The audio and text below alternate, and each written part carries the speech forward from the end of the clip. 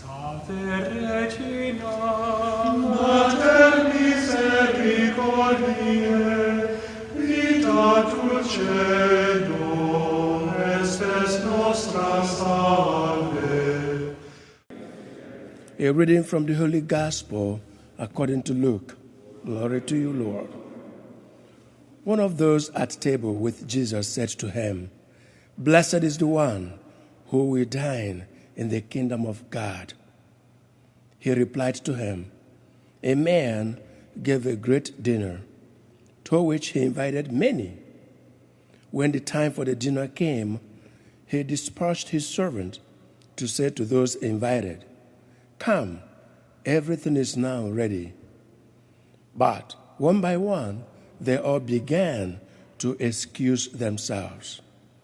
The first said to him, 'I have purchased a field and must go to examine it. I ask you, consider me excused.'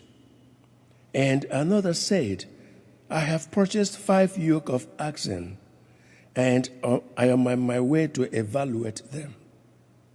I ask you, consider me excused.' And another said, 'I have just married a woman, and therefore I cannot come.' The servant went and reported to his master.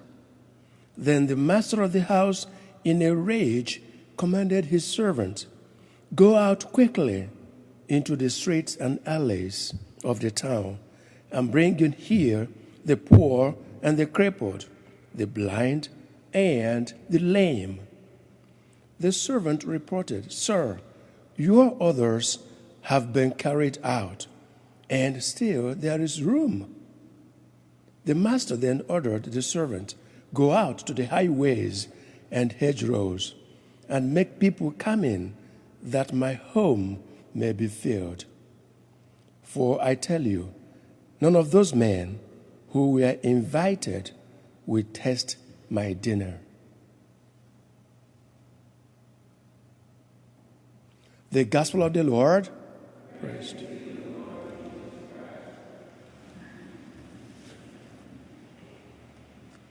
Permit me to begin this message today. In my meditations, I discovered that we could sometimes be our greatest problem in life. So we say, how can? We could be our greatest enemy. We could be our greatest obstacle. We could be our greatest hindrance. We could be one's greatest discourager. You know what I mean? You could talk yourself out of anything very easily. And no one will know. And no one will know what you're thinking about yourself. But you talk yourself out of things so easily without knowing the consequences. Sometimes we easily tap out. We may set a goal, an objective, or we have a dream. How do they all come crashing down? Our various goals and dreams and objectives, how do they all come crashing down? Sometimes we try to blame someone else. You know what I mean?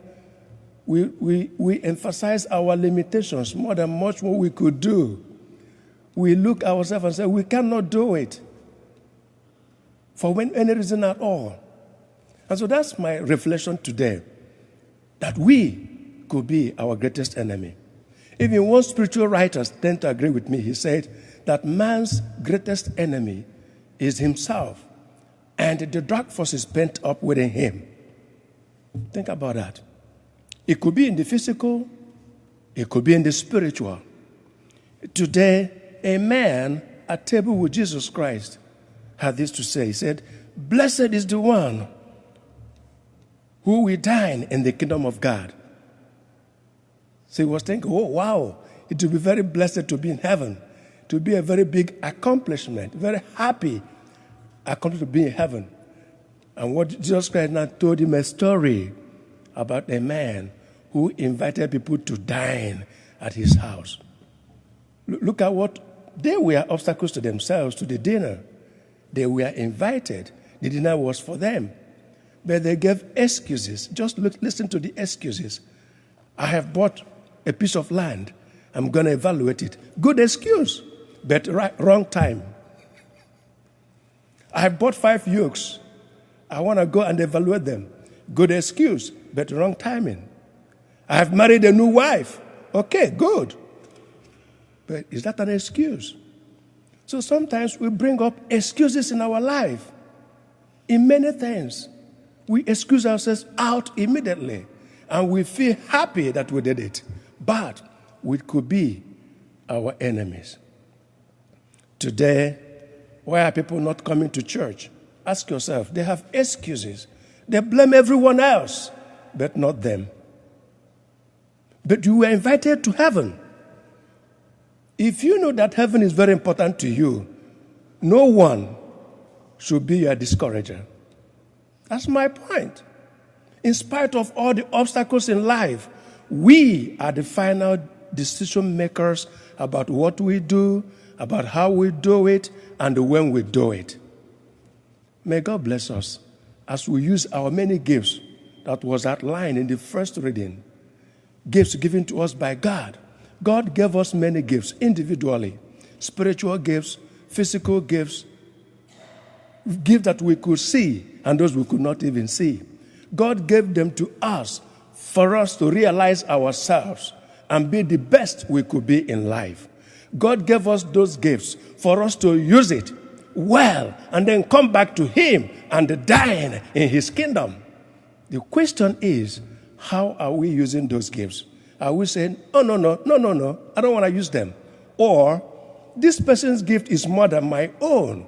Or do you want to become something else? I want to become like this person, this person, this person. No. You have to discover who you are. Discover your gift. Discover the invitation. And then you respond accordingly. May God bless us as we try to discover and try to fight against us being enemies to our progress, against ourselves being our own obstacles, against ourselves being our own hindrances and our own limitations. May God bless you. Regina Celi, letare, alleluia, qui